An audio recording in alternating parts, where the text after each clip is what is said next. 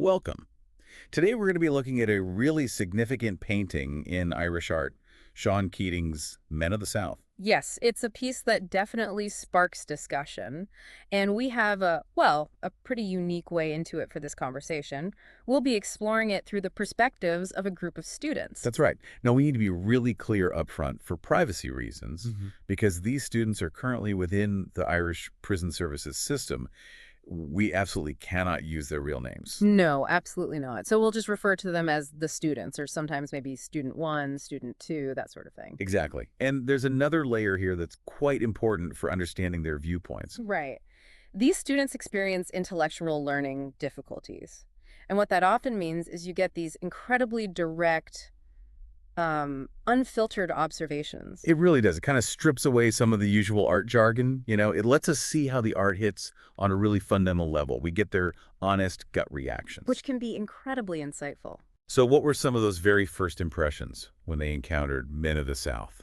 Any standouts? Well, one student immediately picked up on the colors. Lots of earth tones, the browns and the greens. Okay, earthy. Yeah. And what was the feeling that gave them? They described it as feeling like it lacked vibrancy. The phrase used was actually like old dirt. Old dirt. Wow, okay. That's quite evocative. What about another student's initial take? Another felt it was almost like being dropped into a history lesson they didn't sign up for. Ah, okay. A bit confronting, maybe? Yeah, I think so. They saw the faces as quite stoic, impassive, and the landscape seemed, well, drab was the word used. It all felt quite distant, not something that immediately grabbed them. Right, distant, so not immediately drawing you in. And was there a third main reaction initially? Yes, the third student really honed in on the seriousness of it all. Found it a bit, well, off-putting, actually. Off-putting. In what way? They felt the figures looked like they were carrying, the weight of the world, and those somber colors just added to the really heavy, almost depressing feeling for them. Heavy, depressing, distant. Sounds like it wasn't exactly love at first sight for any of them initially anyway. Let's unpack that a bit. That feeling of it not being very lively that the first student mentioned. What did they point to? Well, they mentioned the way the men were standing, quite rigid, Stiff postures. Yeah. And also the composition itself, it's quite simple, just a line of men, which, okay, sometimes that horizontal line gives a sense of order, but for this student, it just felt like there wasn't much dynamic movement going on. Right, right. Like they were posing for a photo, maybe Yeah. not really doing anything. Exactly. Posing is a good word for it.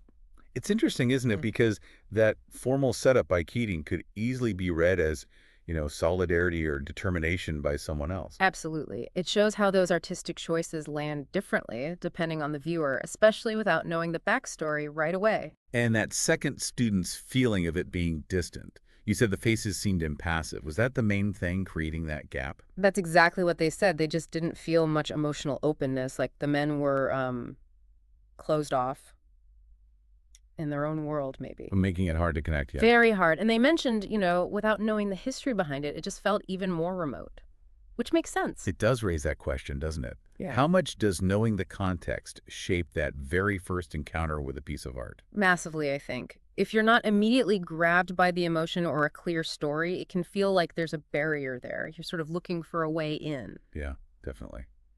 Now, the third student finding the colors heavy, depressing. You mentioned browns and grays dominating.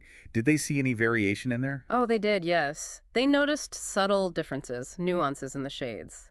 But the overall impression, the overwhelming feel, was one of hardship. A harsh place. So the color choice itself was setting a very strong mood right from the start. Absolutely. Conveying struggle, maybe, or a tough environment. It really shows the power of a palette, doesn't it? It really does. Keating's choice is obviously deliberate. It fits the subject. Yeah. But yeah, coming to it fresh, you can see how those tones might feel quite severe, quite bleak. But here's the really fascinating part. As the students spent more time with the painting, over several weeks actually, their perspectives started to change quite a bit. That's what's so interesting about this whole process, isn't it? It wasn't just a quick look. They lived with it, studied it. Exactly. It was a sustained engagement. And you saw real shifts in understanding. For example, how they started looking more closely at the individual faces. Ah, okay. Moving from the overall impression to the details, what did they start seeing there? Well, remember the first student who initially felt it wasn't very lively? Yeah, I thought it was like old dirt. Right. Well, they started noticing a whole range of expressions on closer inspection. Oh, really? Like Yeah. what? Things like some faces looked hardened, withered by life. Others seemed weary, tired. But then also a real sense of fierce determination in some. So complexity started to emerge from that initial impression. Definitely. It wasn't just one note. And they specifically mentioned the eyes. The eyes, what about them? Called them intense. Said the eyes really stood out. Intense eyes. Yeah, that suggests something powerful going on beneath the surface, doesn't it? More than just posing. Exactly. It's like that's where they found the inner life of the figures, the human spark. Okay, so moving past the surface, did the second student, the one who felt that initial distance, did they also connect with the eyes? Yes, completely. They agreed the eyes were key. They said the eyes were, quote, telling a story. A story. What kind of story did they see? A story of struggle. That was the phrase. So focusing on the eyes seemed to, like, bridge that gap for them. The distance started to shrink a bit. Finding that human connection through a specific detail. It's amazing how that can happen, isn't it? One small point can unlock the whole thing. It really is. And the third student, the one who felt the weight and seriousness, what did they see in the faces as they looked longer? They started to pick up on a sense of shared experience. Like, these men weren't just individuals standing there, but they were connected. They'd been through something together. So a feeling of community or shared history, maybe? Yeah, exactly. Right. Despite the stillness, their expressions suggested a bond, a common purpose, perhaps. It really shows what happens when you stick with a piece of art, doesn't it? It really does. That sustained looking brings out so much more. So the faces became a real focal point for deeper understanding. What about the landscape? The second student initially called it drab. Did that view change over the weeks too? It did, yeah. Quite dramatically, actually. Instead of just drab, they started describing it as rugged and unforgiving. That's a big shift. Much more active description. Totally. And they started connecting it directly to the men. Said something like, the harsh land breeds tough people. Oh, interesting. So the land wasn't just a backdrop anymore. It was part of their story, part of what made them who they were. Exactly. It became an active element. And the first student also developed thoughts on the landscape, right? Yes, they did. Yeah. They started seeing the men as being almost an extension of the land, like they belonged there in a really fundamental way, Deep roots, like they were intrinsically part of that place. which suggests, maybe something worth fighting for, worth defending. But then the third student had a slightly different take on the landscape again. Yeah, a contrasting one, actually. For them, that same rugged landscape created a sense of isolation. Isolation. Interesting. So feeling cut off. Alone, perhaps? That seemed to be the feeling. It's fascinating, isn't it? The same visual informations, the hills, the colors, evoking both belonging and isolation. It really highlights how subjective interpretation is, how the same environment can trigger quite different feelings, sometimes even at the same time. Definitely. Okay, so another really prominent feature, the rifles. They're quite central. How did the students interpret those as their understanding grew? Well, the first student saw them quite symbolically straight away. Not just guns, but symbols of resistance, of defiance. Moving beyond the literal object very quickly there. Yeah. Like the rifles represented their whole stance, taking a stand. Right, making a statement. What about the second student? How did the rifles figure into their evolving view? For them, the rifles added a layer of tension to the whole scene. Tension. In what way? Like Now, danger. Yeah, a sense of imminent action. Mm, They felt that even though everything looked still, the guns created this underlying feeling that something could happen, or maybe had just happened. Hmm. Sort of coiled energy. That makes sense. Yeah. That contrast between the stillness and the potential violence held in the rifles, it creates a kind of unease. Exactly, it charges the quietness. And the third student, how did they come to see the rifles? They linked the rifles back to the land, to that sense of belonging they'd felt. For them, the rifles represented a willingness to defend their territory. Ah, okay. So protecting their way of life, their place. Yes, defending their community, their identity, tied directly to that land. It's really quite something to trace that journey, isn't it? From those initial, quite negative or distant reactions to these much richer, more complex interpretations that developed over weeks of looking and thinking. It really is. The whole process has been so illuminating. Mm. You see that first student moving from feeling it lacked life to sensing this underlying energy and emotion. Yeah, finding the story beneath the stillness. And the second student, starting from that feeling of remoteness. and ending up recognizing the emotional depth, seeing the resilience in the face of hardship. That's a huge shift towards empathy, isn't it? A really significant shift from detachment to connection.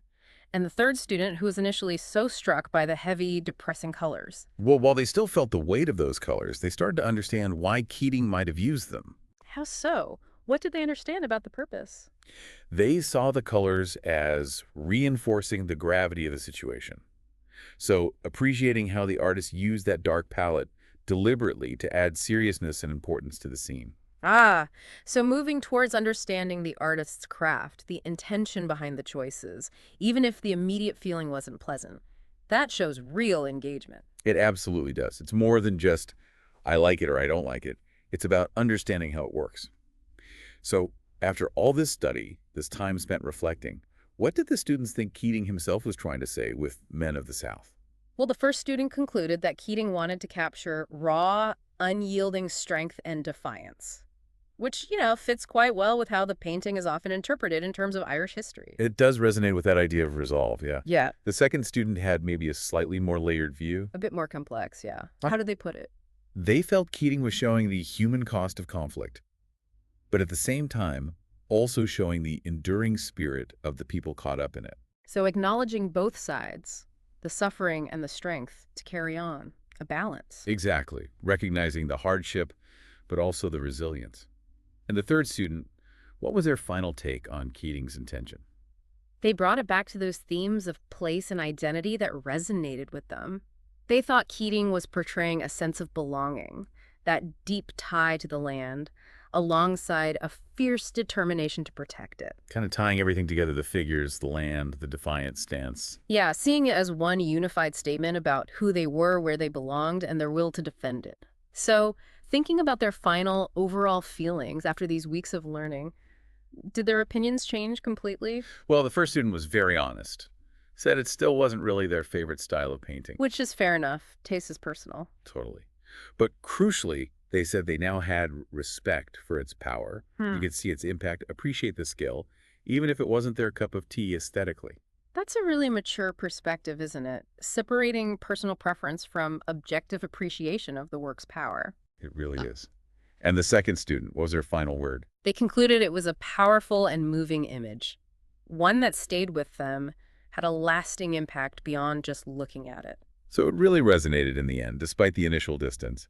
And the third student. Their final thought was that the painting makes you think, specifically about the complexities of history, and maybe most importantly, about the human beings who lived through it. Bringing it right back to the individual experience within the big historical picture. Yeah. Watching this whole journey of understanding unfold over the weeks has just been fascinating. It really has. Seeing them move from those first, maybe more superficial reactions to this really deep engagement with themes of resilience, hardship, belonging, it's quite profound. It really speaks volumes about the value of just looking closely, thinking honestly, reflecting sincerely. You don't need a formal art education to have a meaningful connection with art. Not at all, just openness and time. And on that note, we really must express our sincere thanks to the Irish Prison Services, and particularly head teacher Adele Cunningham. Absolutely. Their generosity in allowing us to share this material, these really unique student perspectives on Keating's work, has been invaluable. It truly has, and seeing how these students' understanding and opinions evolved over weeks of study really underlines the power of, well, revisiting first impressions, doesn't it? Giving things a second look with a more open mind. That's a great takeaway, not just for looking at art, but maybe for approaching anything. New ideas, people, situations in life generally, something to think about.